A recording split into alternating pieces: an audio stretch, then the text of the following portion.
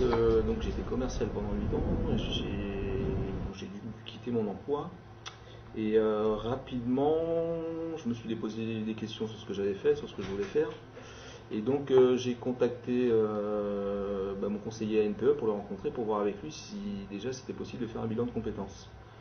Et or, actuellement, il y a une culture du résultat qui se met en route à la NPE, à savoir que l'objectif numéro un, c'est vraiment le marché de l'emploi, donc retrouver le plus rapidement possible un emploi. Donc moi, on m'a fait savoir que le bilan de compétences, bah non, on m'en ferait pas faire. Et on m'a même inscrit tout de suite dans une société qui s'appelle un GEUS, donc qui est mandatée par la NPE pour, entre guillemets, recaser au plus vite les demandeurs d'emploi dans leur emploi d'origine. Donc j'ai été convoqué toutes les semaines dans cet organisme. Je devais justifier de mes recherches d'emploi en tant que commercial, sachant que moi j'avais déjà dans la tête de faire autre chose. Donc je veux dire, je me suis fait mon propre bilan de compétences, et que par rapport à ça, j'ai décidé de devenir formateur. Donc on va dire que pendant 4 ou 5 mois, j'ai fait semblant de chercher un emploi. GEUS, c'est absolument pas une idée de la NPE, c'est l'ACEDIC nationalement, l'UNEDIC, qui a décidé dans le cadre de sa politique de développement des aides et à l'accompagnement de la recherche d'emploi, pour faire en sorte que les demandeurs soient le moins longtemps possible au chômage, qui a décidé donc de faire cette expérimentation avec l'INGEUS au niveau national. La région Haute-Normandie a été un des sites expérimentaux. La région consacre environ 86 millions d'euros par an pour la formation des demandeurs d'emploi aux Normands, donc ils sont environ à peu près 13 000 qui bénéficient de l'ensemble de ces actions, sachant qu'on a en fait deux grands secteurs d'intervention. Dans un premier temps, on a le programme régional de formation professionnelle avec un gros tiers de formation préqualifiante qui permettent aux stagiaires de se préparer soit directement vers l'emploi, soit vers des qualifications. Et puis ensuite des qualifications qui sont de tout niveau, de tout domaine, qui partent du titre professionnel au CAP, BEP, en passant par le bac et allant jusqu'à la licence et des diplômes d'ingénieurs. Voilà. Je crois que c'est toujours cette fameuse loi de 2004 qui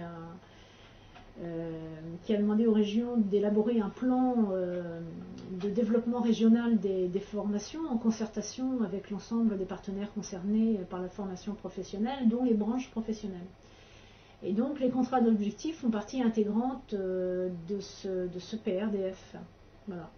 Donc le PRDF a été voté par nos élus en mai 2005 et sera, 2006 par mémoire, et il sera effectif à partir de cette année, puisque nous devons, on va commencer par des réunions en comité de pilotage des contrats d'objectifs.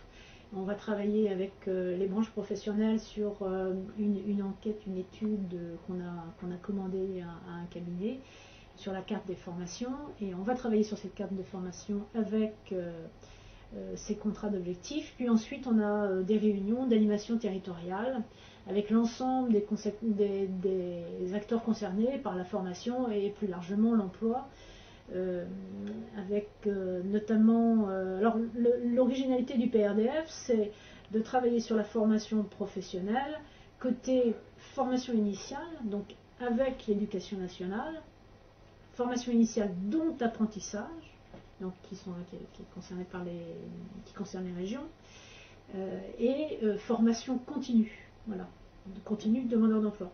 Donc on travaille sur l'ensemble de ces formations professionnelles, toutes voies confondues, et donc tout statut confondu.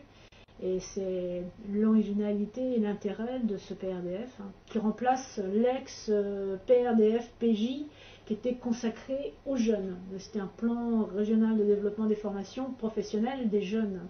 Notre organisme existe depuis 18 ans. Les publics sont des personnes soit en reconversion professionnelle, soit demandeurs d'emploi. Nous assurons aussi les bilans de compétences pour tout type de public. Il est clair qu'on ne peut pas malheureusement retrouver 100% d'emploi aux demandeurs d'emploi. qui sont présents chez nous, mais ces personnes retrouvent à peu près entre 50 et 54% de retour à l'emploi après une formation chez nous. Les moyens que nous avons installé bien sûr des ateliers de techniques de recherche d'emploi, des simulations d'entretien par vidéo.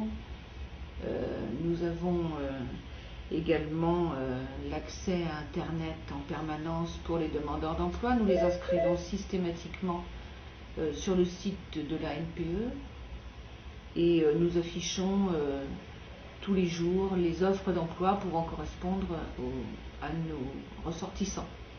Je suis actuellement en formation en tant que secrétaire médicale pour pouvoir me permettre de retrouver un emploi par la suite. Donc en ce qui concerne la formation elle-même, elle est, je dirais, très complète. Donc c'est une remise à niveau en ce qui me concerne. Déjà dans un Vous premier êtes temps. demandeuse d'emploi? Oui. Vous êtes inscrite depuis combien de temps à la NPE? Depuis un peu plus d'1 an. Vous avez fait des stages en entreprise? Je vais en faire un dès la semaine prochaine. On préconise systématiquement des stages en entreprise, c'est absolument indispensable.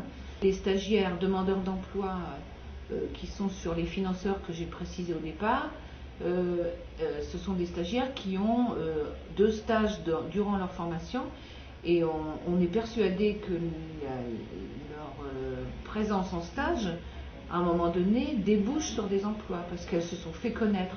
C'est beaucoup plus facile de se faire connaître avec un stage en entreprise qu'avec un CV qu'on dépose dans une boîte à lettres.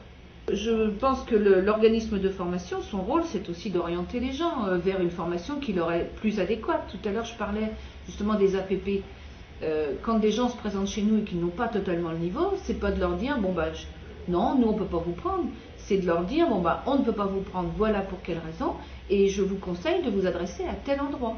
Notre travail principal, c'est sur la formation de base, sur toutes les mesures qui permettent d'accompagner vers l'emploi ces publics. Le premier axe de travail, c'est de faire que les gens aient les outils qui leur permettent de s'insérer professionnellement ou de pouvoir travailler ou de pouvoir, pour certains, suivre une formation professionnelle. Les outils, l'outil numéro 1, c'est la maîtrise de la langue. Donc toute personne qui vient ici ou qui nous est envoyée en parlant peu ou pas le français, la priorité, c'est bien sûr des cours d'oral, c'est du français, des techniques d'acquisition du français langue étrangère. Dès qu'on le peut, on souhaite que ces personnes intègrent un atelier de formation de base, donc soit ici à Rouen, soit à Hugo, soit dans une petite EBI, où là les gens doivent venir plus régulièrement, doivent venir d'une manière plus semi-intensive. Et les gens peuvent aussi, pour acquérir ces outils linguistiques, peuvent bénéficier des actions du conseil régional, qui sont des actions à plein temps, 30 heures hebdo, avec possibilité de rémunération. Je suis là parce que je veux faire une formation en DVAS personnalisée. Actuellement, je suis là parce que je suis faible en mathématiques, il faut que je remonte au niveau mathématique. Donc voilà.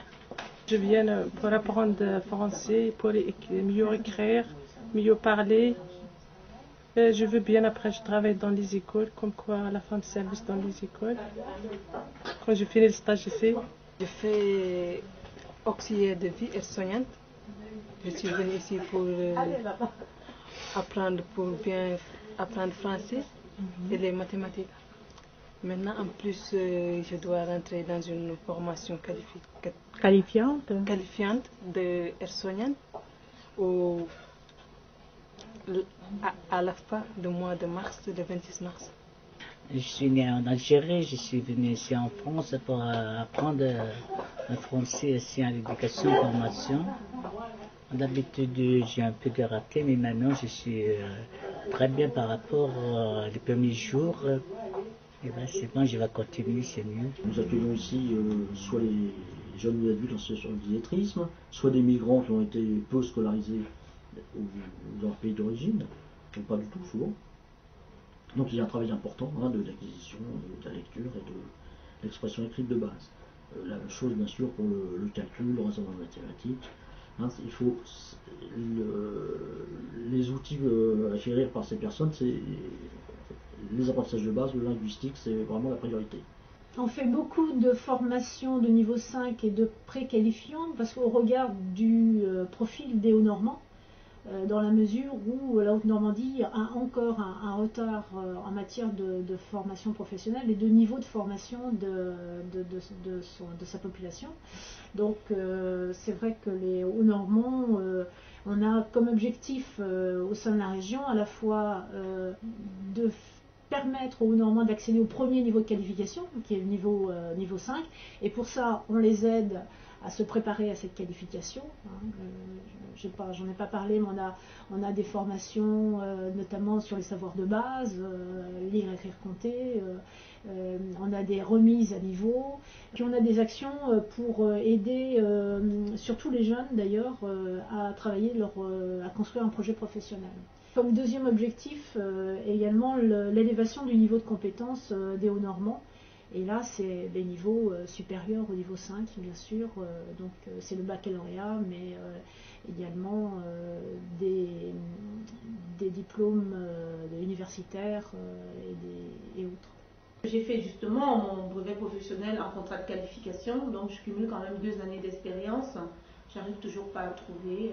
Puis, en plus, les stages que j'ai fait pendant mes 2 années de BTS, donc normalement, je devrais a priori trouver un emploi dans la vente, dans le commerce, dans les cosmétiques, dans l'esthétique. Malheureusement, je trouve rien. J'ai vraiment pas envie d'être assistée, d'entrer dans la précarité, machin, donc ça ne m'intéresse pas du tout, franchement. Je pense que avec le niveau que j'ai, je devrais trouver un boulot et pouvoir travailler dignement.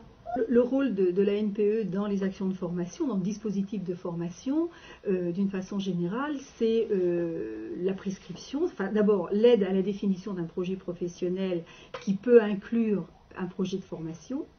Une fois que ce projet est défini, c'est d'aider les demandeurs d'emploi à trouver un organisme de formation et définir l'action de formation qui serait utile de mettre en place. Ensuite, l'agence peut intervenir dans le montage des dossiers, soit pour des recherches de financement, puisque tous les stages ne sont pas gratuits, et aussi la mise en place des dossiers de demande de rémunération. Bon, l'agence a la responsabilité, entre autres, de mettre en place le dossier de rémunération pour la CEDIC, pour que les gens puissent continuer à percevoir leur allocation de chômage, qui devient une allocation de formation. Et c'est l'agence en fait qui, en validant la demande de formation, en quelque sorte, porte agrément pour la rémunération du stagiaire. Et enfin, bon, l'agence, bien sûr, peut accompagner le demandeur, toujours dans sa recherche d'emploi, suite à la formation. Je suis inscrite à la NPE depuis plusieurs années. Je n'ai pas trouvé d'emploi. Et j'ai été faire quelques heures à gauche et à droite et finalement on m'a dirigée vers une formation qui a duré 6 mois à l'AFPA. J'ai obtenu mes titres et depuis novembre ça s'est terminé. Je suis toujours à la recherche d'un emploi. Je vais toujours à la NPE, j'ai rien trouvé. Donc j'ai toujours aucune réponse. J'ai recontacté les entreprises chez qui j'ai effectué des stages et j'ai jamais été rappelée. Et là, ça fait quand même plus de 4 mois et je suis toujours sans emploi. Ben, j'ai le permis depuis plus de 20 ans. Auparavant, j'avais un véhicule, mais voilà, quoi, j'en ai plus. J'ai fait plusieurs jobs, j'ai travaillé dans les restaurants, collectivités, mais dans tous ces domaines, j'ai jamais trouvé d'emploi. Et là, donc, j'ai fait la formation pour y arriver. On m'a dit, avec l'obtention des titres, vous arriverez facilement à avoir un travail, mais non. Dans la formation, c'est très bien, on apprend beaucoup. Mais il faut quand même nous diriger à la fin vers des emplois et que les employeurs qui nous ont pris pendant les stages puissent nous reprendre pour travailler. Puisque moi je suis là à rien faire, à toujours m'occuper de mes enfants à la maison, mais j'ai pas d'autre activité, je ne peux pas me permettre tant que j'ai pas de travail. Et donc la formation, moi ça m'a mené à rien. Parce que, et pourtant c'est un coût. Même une prise en charge de l'État. Oui, c'est un grand coût par rapport au conseil général. C'est eux qui ont financé, l'AFPA aussi. Mais voilà, quoi, j'ai pas de travail. Que signifie la valeur du travail pour vous et pour votre déjà, famille, vos enfants? Déjà la liberté, de voir autre chose que le quotidien, de mieux me nourrir, moi et mes enfants, de mieux vivre, de me permettre quelque chose, de faire des choses avec mes enfants et moi, quoi, des activités, un emploi, c'est la liberté, quoi. Voilà. Et avoir un salaire, un vrai salaire. Donc avoir un vrai travail, c'est ce que j'attends. On est pratiquement au point d'achèvement maintenant avec l'intégration de l'AFPA dans le programme AFPA qui était jusqu'à présent donc financé par l'État, qui progressivement va passer également à la région pour l'année 2008. Donc c'est un transfert qui s'est fait depuis un certain temps, progressivement. Et les CIF et les SAE ont été supprimés donc depuis 2 ans. Le programme CIF qui s'adressait à des publics essentiellement de demandeurs d'emploi de longue durée ont été repris en partie par la région qui a intégré des actions et développé des actions de formation qui existaient déjà dans leur programme mais qu'ils ont rendues plus volumineuses de façon à pouvoir faire rentrer davantage de demandeurs d'emploi. Les SAE qui là étaient des actions très spécifiques d'accès à l'emploi, c'est-à-dire que c'était des actions de formation qui répondaient alors là très strictement à des besoins d'entreprise, puisqu'il fallait qu'on ait un dépôt d'offres d'emploi à l'agence, face auquel donc on faisait une proposition de formation, et l'employeur s'engageait à geler l'offre jusqu'au moment où la personne qui était en formation serait en capacité de prendre le poste. Donc sur ces actions qui étaient donc très très spécifiques, les SAE, cela a été supprimé. Il existait en parallèle un dispositif très semblable, mais qui est financé par la CEDIC depuis 2001, qui s'appelle l'AFPE, action de formation préalable à l'embauche, mais qui ne concernait qu'un public indemnisé par les ACEDIC au titre de l'allocation de chômage, et donc qui excluait, qui laissait de côté tout un public, enfin plus de la moitié du public inscrit à la NPE. Donc l'État depuis peu a remis en place une prestation qui s'appelle l'APR, action préparatoire au recrutement, qui donc dans ses objectifs est très proche de l'AFPE et qui là s'adresse en fait à ce public qui a été qui avait été laissé à côté, donc tout ce public non indemnisé ou indemnisé au titre d'allocation de solidarité. Bon, qui ne couvre pas encore la totalité des publics comme le faisait le SAE, mais qui est en bonne voie pour le faire. J'avais envie de faire le métier de formatrice. Donc, je me suis adressée à la NPE, une conseillère NPE qui m'a orientée vers ce qu'on appelle des EMT, c'est des évaluations au milieu du travail qui permettent de découvrir le métier qu'on a envie de faire et voir si c'est si ça correspond à nos désirs.